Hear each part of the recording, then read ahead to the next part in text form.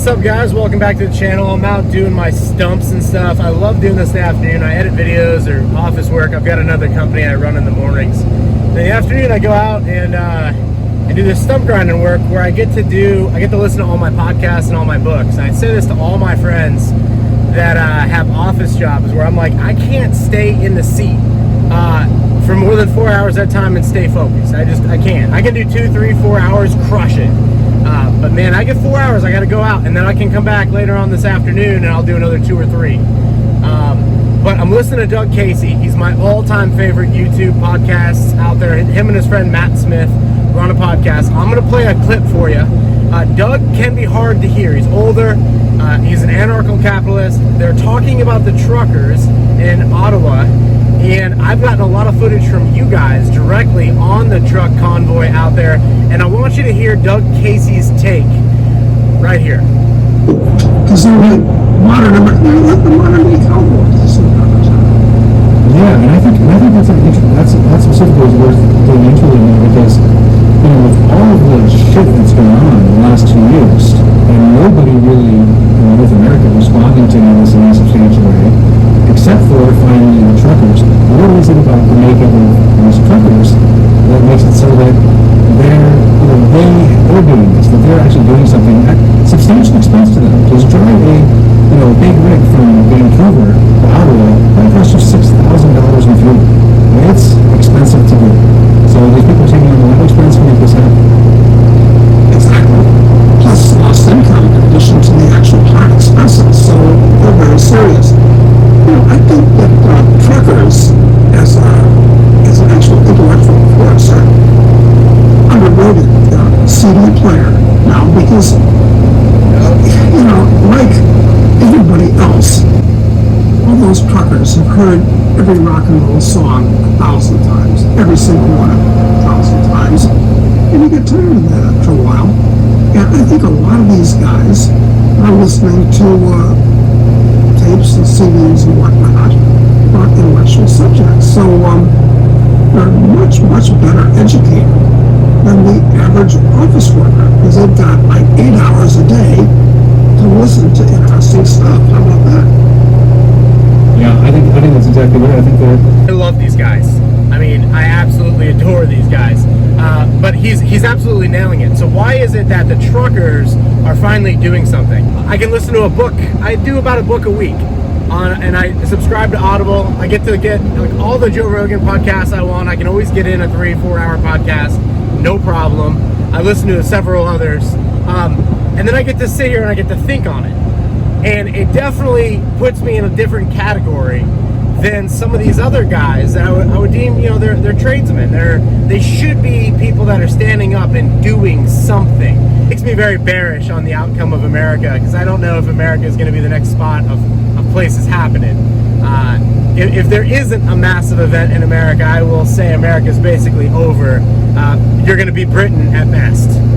Probably more like the Dutch. I mean, you're going to find out that you can't import anything, and when your currency is going to be falling like rapidly, and your men are fake and gay, starting with the blue-collar tradesman that's out there spraying pesticides and chemicals all over lawns and sitting in a house YouTubing about it. Bravo, boys. But I think Doug Casey's point there on these truck drivers, and they're actually doing something at a cost of $6,000 in fuel from going from one side of the country to the other side of the country. I know that there's been donations. A lot of you guys in the audience have kept me updated on Instagram. Go ahead and follow me on Instagram. This is what the lawn care, the landscape YouTubers are worried about. My Instagram is completely uncensored. My goal is to get banned, and they will not ban me. And I don't post on Instagram, so it's not like the only people that go there and follow me are people that kind of follow me through the grapevine. All of my followers, I always go in there and say, hey, thank you for the follow on every single new follower. And every single person's like, oh, so-and-so referred me, so-and-so referred me. So it's a cool group in there, and I use it like an email list, and I video chat back and forth with people. But these truckers actually did something, and people actually put money up, like $6 million so far. Some of you guys in the audience told me is what was raised. I'm sure that number continues to rise. And then they drove their trucks, and as Doug is saying, at a significant cost to themselves and lost income, to do something peacefully. And we have men in this country that literally have large followings, have microphones, have other friends with large followings, and the only thing they can do is sit there and say about it. They can't be bothered to say a damn thing about freedom. Not a freaking thing. And it's freaking embarrassing. And it's just like, you know, you get older, you find out who your friends are. And I think it's just funny, because it's like, man, hey, thank God for the truckers, and thank God for Canada and what they're doing. About a week ago, I thought, man, these Canadians they're just going to roll over like the Australians.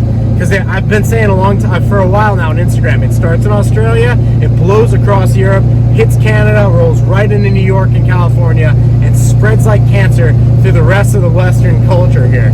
And Canada was like, nope. And I do hope they barricade out Ottawa and they don't let supplies in or out of that place, and they peacefully inconvenience all of the political bureaucrats in that town. Because I think that it's way past time, and it's absolutely embarrassing that I see YouTuber after YouTuber, big channels, and they can't be bothered. They don't want to get censored. They don't want to get banned.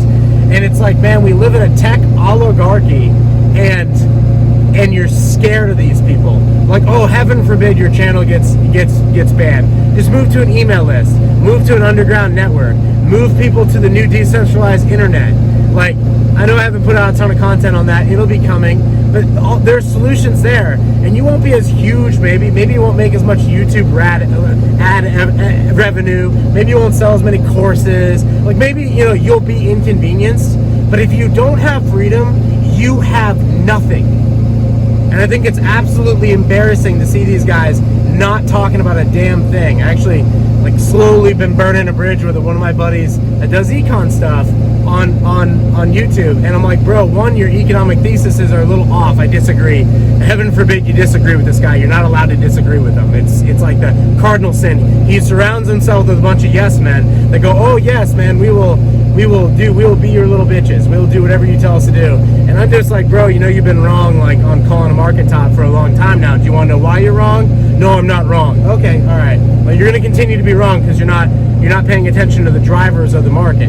But nonetheless, the fact that you can't stand up for freedom on any of these guys with platforms, and it's not your platform, and the fact that you're worried about being banned from a platform, thank God that Canadian truckers go, you know what, at expense to ourselves, we will do something. And so, genuinely, guys, thank you, Canadian truckers, and thank you, Doug Casey, who constantly, him and Matt Smith, constantly putting themselves on the line, saying exactly how it is. And there are very few men left in this country with balls, or around the planet for that matter, with balls, when it's as easy as talking into a freaking microphone and camera like this. It's freaking easy. You can do it peacefully, you can do it tactfully, you can do it in a way that is nicely colored and makes people feel good without scaring the living shit out of them.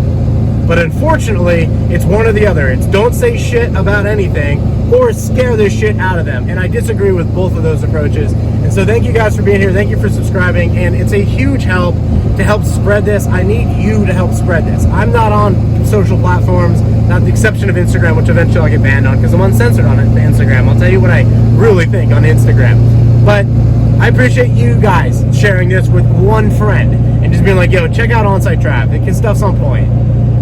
Just, that's how this stuff goes, and that's how you build a real movement, and that's how we built SFL. I'll dive into SFL later, but the early days, the first year of SFL, that's how we did it, and now it's 165,000 students strong, Students for Liberty, and Rick Rule continually, which is another one of Doug Casey's buddies, continually says, you know what gives me hope? SFL, and I'm freaking proud to tell, like, I was there on the first freaking year. I was there the whole time, and it was cool. And there was only a few of us, and I'm actually going up to Tampa. I'm gonna drop this trailer off and clean up and head up to Tampa to go see one of my buddies who I haven't seen really since SFL. It's been a long time. he's in town. He's probably going to be moving down here, and he's like, "Yo, Trav, what's good?" And I'm like, "Bro, it is so good to hear from you." And man, stand up for freedom. There are some of us out here that have been doing this for 12, 13 years now, and we're not going to stop. Like we're gonna go hard, because this is not a time to be a puss. This is a time to literally stand up for freedom and make your points known. So until the next video, I'll see you guys down in the comment. Stay based.